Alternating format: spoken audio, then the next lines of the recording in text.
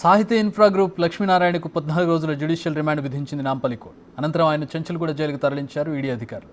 Case దర్యాప్తులో భాగంగా 14 రోజులు కస్టడీకి ఇవ్వాలని పిటిషన్ వేసింది ఈడీ. దీంతో కౌంటర్ దాఖలు చేయాలని నిందితుడు లక్ష్మీనారాయణను కోర్టు ఆదేశించింది. తదుపరి విచారణను రేపటికి వాయిదా వేశారు.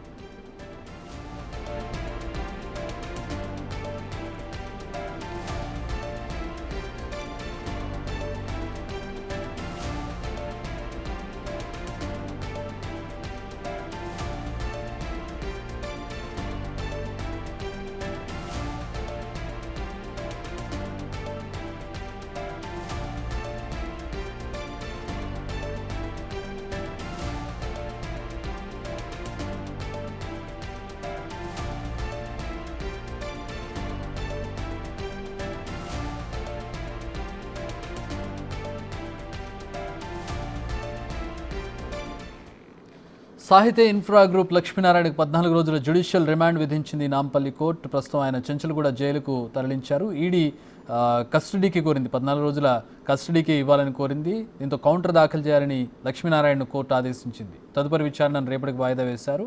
ప్రస్తుతం ఆయన్ను జైలుకు తరలించారు. దానికి సంబంధించినటువంటి మరిన్ని వివరాలు మా ప్రతినిధి రాణా అందిస్తారు. రాణా, వాదోపవాదాలు ఏ విధంగా జరిగాయి? కస్టడీకి సంబంధించి ఎట్లాంటి వాదనలు వినిపించింది పోలీస్ శాఖ? ఆల్రెడీ ఇదే కేసులో సిసిఎస్లో కూడా ఉంది కాబట్టి అప్పుడు కూడా ఈ రిమాండ్ తీసుకున్నారు, ఎంక్వైరీ జరిగింది, అవంతా అయిపోయిన తర్వాత ఇప్పుడు మళ్ళీ ఈడీ అధికారులు వచ్చి రిమాండ్ కోరడం ఏంటి అనేసి కూడా అది న్యాయవాదులు అడిగినటువంటి పరిస్థితి కాబట్టి ఈ రిమాండ్ని రిజెక్ట్ చేయమని కూడా వాళ్ళు న్యాయస్థానాన్ని కోరారు. అయితే అవేమీ పట్టించుకోకుండా ఇవాళ న్యాయస్థానము 14 రోజుల పాటు కూడా సాహితీ ఇన్ఫ్రా ఎండీని లక్ష్మణాన్ని రిమాండ్ ఖైదీగా పంపించినటువంటి పరిస్థితి కాబట్టి ప్రస్తుతం మనతో పాటు లాయర్ ఉన్నారు. ఎందుకంటే ఈ సాహితీ ఇన్ఫ్రా దీనివల్ల కూడా దాదాపు 1200 మంది దాకా కూడా బాధితున్నారు. ఆ 1200 బాధితులకు సంబంధించినటువంటి మొత్తం లీగల్ అన్ని కూడా ఈయన చూసుకుంటున్నాడు కాబట్టి ఈ కేసులో అసలు ఇవాళ ఏమేమి జరిగింది, గతంలో ఏం జరిగింది, ఎంతవరకు ఫ్రాడ్ జరిగింది, ఎన్ని వేల కోట్ల రూపాయల వరకు ఇది చేతులు మారాయన్నది కూడా ఒకసారి మనం కనుక్కుందాం. లాయర్ గారు చూడండి, ఎందుకంటే సాహితీ ఇన్ఫ్రా గత కొంతకాలం నుండి చూస్తున్నాం, దాదాపు 3000 కోట్ల రూపాయలు అంటున్నారు. దీంట్లో ఫ్రాడ్ దాదాపు ఆల్రెడీ ఇటు 200 కోట్ల రూపాయలు కూడా అటాచ్ కూడా చేసిన పరిస్థితి కనబడుతుంది. సో అంటే ఏంటి ఇవాళ ఈడీ అధికారులు ఎందుకు ఆయన అదుపులోకి తీసుకున్నారు, ఏ అంశం మీద ముఖ్యంగా? ఇది నమస్తే అండి, నా పేరు Pothireddy Krishnakanth, I'm high court advocate. ముఖ్యంగా ఈ సాహితీ శర్వాణి ఇలైట్ ఈ అమీన్పూర్ పటాన్చెరు ప్రాజెక్ట్ ఏదైతే ఉందో 23 acres ప్రాజెక్ట్, అందులో 1500 మంది కస్టమర్స్ తరపున నేను న్యాయవాదిని.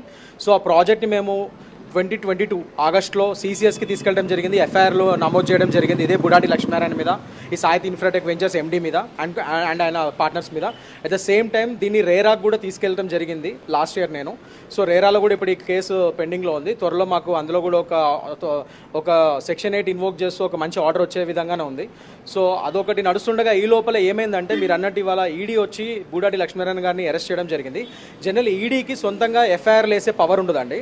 సో మేమిచ్చిన ఈ సిసిఎస్లో కంప్లైంట్స్ ఆధారంగానే, ఆ ఎఫ్ఐఆర్ ఆధారంగానే ఈడీ ఇవాళ రోజు పిఎంఎల్ఏ యాక్ట్ అంటారు, అంటే మనీ లాండరింగ్ యాక్ట్ కింద, prevention of money laundering act కింద వాళ్ళు ఇవాళ రోజు లక్ష్మీనారాయణని అందులో పార్టీ చేసి ఈయన ఎలా అయితే మనీ లాండరింగ్ చేస్తాడో, ఇవాళ రోజు మీరు చూస్తే 1500 కోట్లు పైగా స్కామ్ అయింది. It's biggest scam in Telangana. So ఇంత పెద్ద స్కామ్ అయినందుకు అసలు ఇవాళ రోజు అసలు ఈడీ వచ్చి సో ఈ మనీ లాండరింగ్ ఎట్లా అయింది, ఈయన ఏమేమి షెల్ కంపెనీస్ పెట్టారు, ఈయన బినామీలు ఏంటి, ఇవన్నీ మనీ ట్రైల్ని ఎస్టాబ్లిష్ చేయడానికి ఆయన ఇవాళ రోజు అదుపులోకి తీసుకోవడానికి కోరడం జరిగింది. ఒక విధంగా ఇది హర్షణీయమే అని మేము మెచ్చుకుంటున్నాము. But at the same time మేమేమంటున్నామంటే ఈడీ ఇవాళ రోజుకి తరో ఇన్వెస్టిగేషన్ చేయాలి. క్లియర్గా నిజంగా ఉట్టి బుడాటి లక్ష్మీనారాయణ కాకుండా అతను వెనకాల ఉన్న పెద్ద పెద్ద బడాబాబులు ఎవరైతే ఉన్నారో, మాకు తెలిసి ఇంకా వేరే బడాబాబులు చాలామంది ఉన్నారు. అది మేము ఆల్రెడీ సిసిఎస్కి వాళ్ళకి కూడా చెప్పడం జరిగింది. సో వాళ్ళని కూడా ఇందులో పార్టీస్ చేసి అసలు ఇంకా ఎవరెవరి ఈ డబ్బులు చేతులు మారాయి, ఫారెన్లో ఎక్కడెక్కడ షెల్ కంపెనీస్ పెట్టారు, మొత్తం చిట్టా అంతా బయట తీసి ఈ మనీ ట్రైల్ని క్లియర్గా ఎస్టాబ్లిష్ చేయగలగాలన్నది మా కోరిక. So thorough investigation, any criminal case or any money laundering case ఏదైనా కానీ ఇలాంటి కేసెస్లో major chunk of the part ఇన్వెస్టిగేషనే మెయిన్ ఆధారం. సో ఇన్వెస్టిగేషన్ తరోగా చేయాలనేది మేము కోరుచున్నాం. అంటే ఈ కేసులో రేరా పాత్రనే చాలా కీలకంగా చెప్తున్నారు, ఎందుకంటే రేరా విషయాన్ని బయట తీసుకొచ్చేది కూడా మీరే, అలాగే పోలీసుల ఇన్వెస్టిగేషన్ అంతా కూడా చాలా ఇంపార్టెంట్ కదా. సిసిఎస్ వాళ్ళు కూడా అప్పుడు కేసు ప్రమోట్ చేశారు, తర్వాత అనేక రకాల కూడా మలుపులు తిరిగింది. ఏంటి రేరాలో జరిగినటువంటి మీరు రేజ్ చేసినటువంటి పాయింట్స్ ఏంటి? రేరాలో ముఖ్యంగా నేను ఏం చేస్తున్నానంటే, అంతకుముందు మేము లాస్ట్ ఇయర్ జూన్ కంటే ముందు కూడా రేరాకి ఒక పర్మనెంట్ బాడీ లేదు, ఒక చైర్మన్ గారు కానీ ఎవరు కానీ నియమించబడలేదు. దాని తర్వాత హైకోర్టులో పద్మనాభరెడ్డి గారు సెంటర్ ఫర్ గుడ్ గవర్నెన్స్ అని ఒక ఎన్జిఓ వాళ్ళు ఒక హైకోర్టులో పిల్ వేయడం ఒకటి ఆధారం. అండ్ మేము కూడా జూన్లో ఒక పెద్ద ధర్నా చేసాం ఈ బాధితులతోనే. రేరా అర్జెంటుగా ఈ కేసుని తీసుకోవాలి, ఈ ప్రాజెక్ట్ని వాళ్ళు టేకప్ చేసి దాన్ని అర్జెంటుగా దీనికి న్యాయం చేయాలి బాధితులకు అని చెప్పి ఒక ధర్నా చేయడం జరిగింది. సో దానికి అనుగుణంగా ఇమీడియట్గా జూన్లో 2023లో మేము ఈ ధర్నా చేసాము. జూలైలో ఎన్ సత్యనారాయణ గారిని ఇప్పుడు రేరా చైర్మన్ గారిని నియమించడం జరిగింది. అది చాలా హ్యాపీ మేము అప్పుడు. అట్ ద సేమ్ టైం అప్పుడు మాకు ఎన్ సత్యనారాయణ గారు మరియు వాళ్ళ యొక్క స్టాఫ్ వాళ్ళ యొక్క టీం మాకు ఏమైతే గ్యారంటీ ఇచ్చారంటే మేము త్వరలోనే దీనికి ఒక న్యాయపరమైన రేరా పరంగా రేరా సెక్షన్స్ ప్రకారం రేరా యాక్ట్ ప్రకారం ఒక మంచి న్యాయమైన ఒక ఆర్డర్ తీసుకొస్తామని చెప్పారు, సొల్యూషన్ తీసుకొస్తాము, లాజికల్ సొల్యూషన్ తీసుకొస్తామని చెప్పారు. అదేవిధంగా హీరింగ్స్ అవుతున్నాయి, నేను కూడా అటెండ్ అవుతున్నాను. అండ్ రీసెంట్గా కూడా మాకు తొందరలోనే మాకు ఒక మంచి సెక్షన్ 8 ఇన్వోక్ చేయమని నేను అడిగాను మొన్న లాస్ట్ హియరింగ్ అప్పుడు. ఏంటంటే సెక్షన్ 8 అంటే ఏంటంటే ఈ ప్రాజెక్ట్ని ఒక రిహాబిలిటేషన్ ప్రాజెక్ట్ అంటే ఒక డిస్ట్రెస్ ప్రాజెక్ట్ కింద ఇంకా పరిగణించి ఇంకా మొత్తం బూడాటి లక్ష్మీనారాయణ చేతిలోంచి ప్రాజెక్ట్ని తీసేసుకొని 10 ఎకరాలు ఏదైతే ఈ ల్యాండ్ అమీన్పూర్లో సాహితీ శర్వాన్ ఇలైట్ ప్రాజెక్ట్ 10 ఎకరాల ల్యాండ్ ఏదైతే కంపెనీ పేరు మీద ఉందో అది అసోసియేషన్ ఆఫ్ ఎలాటిస్ అంటే ఈ హోమ్ బయర్స్ని అసోసియేషన్ ఆఫ్ ఎలాటిస్ కింద ఆల్రెడీ మేము చేసాము, ఒక అసోసియేషన్ కింద చేపించడం జరిగింది. సో వాళ్ళ పేరు మీద ఈ ల్యాండ్ని మ్యూటేట్ చేసి అండ్ స్టేట్ గవర్నమెంట్ విత్ పర్మిషన్తో దీన్ని ఒక థర్డ్ పార్టీకి ఇచ్చి ఈ ప్రాజెక్ట్ కంప్లీట్ చేయాలని చెప్పి సెక్షన్ 8 ఇన్వోక్ చేయాలి రేరా యాక్ట్ ప్రకారం అని చెప్పి కోరడం జరిగింది. అంటే ఎన్ని ప్రాజెక్టులు ఇట్లా సెల్ కంపెనీలో కానీ లేకపోతే ఎన్ని ప్రాజెక్టులు డబ్బులు కలెక్ట్ చేసి ఇట్లా ప్రారంభించాడు? ముఖ్యంగా మీరు అన్నట్టుగా సాహితీ ఇన్ఫ్రా ఫెయిర్వానీలో అక్కడ ఎంతవరకు ప్రాడైంది, ఎంతమంది బాధితులు ఉన్నారు అక్కడ? సాహితీ శర్వాన్ ఇలైట్ ప్రాజెక్ట్ పర్టికులర్గా నేను చేసే కేసు ప్రాజెక్ట్లోనే దగ్గర 1500 మంది కస్టమర్స్ ఉన్నారు. అండ్ అక్కడ దగ్గర ఆన్ పేపర్ ఒక్కరి దగ్గర ఎంతవరకు వసూలు చేశారు? ఈజీగా ఒక్కొక్కరి దగ్గర మినిమం 40 to 50 lakhs తీసుకున్నారండి. యావరేజ్ 40 to 50 lakhs తీసుకోవడం జరిగింది. సో అది దగ్గర 400-500 కోట్లు దగ్గర వరకు వచ్చింది ఆ ప్రాజెక్ట్ వరకు, 1500 మంది బాధితులు. అది కాకుండా ఇంకా ఇతరత్ర ప్రాజెక్ట్స్ ఈయన సాహితీ ఇన్ఫ్రాటెక్ వెంచర్స్ పేరు మీద ఇంకా ఇతరత్ర ప్రాజెక్ట్స్ చాలా ఉన్నాయి ఆల్ ఓవర్ సిటీ జిహెచ్ఎంసీ పరిధిలో కానీ బయట కానీ అక్కడ. సో ఇంకా ప్లస్ గుంటూరులో అక్కడ కూడా ఉన్నాయి. సో అన్ని కలుపుకొని అన్ని ప్రాజెక్ట్స్ కూడా పెండింగ్లో పడిపోయినాయి వాళ్ళ రోజు. వాళ్ళందరూ కూడా బాధితులే. సో అందరికీ కలిపి వాళ్ళ రోజు దగ్గర 1500 కోట్లు ఈయన మిస్అప్రోప్రియేట్ చేసాడు ఆ ఫండ్స్ అనేది చెప్పి క్లియర్గా తెలుస్తుంది. అవే అభియోగాలు. ఇవాళ రోజు ఈడీ కూడా ఇవాళ రోజు మేము ఇచ్చిన సీసీఎస్లో ఇచ్చిన ఎఫ్ఐఆర్ ఆధారంగానే వచ్చి ఇవాళ రోజు అతని జ్యుడిషియల్ రిమాండ్లో దానికి తీసుకోవడం జరిగింది.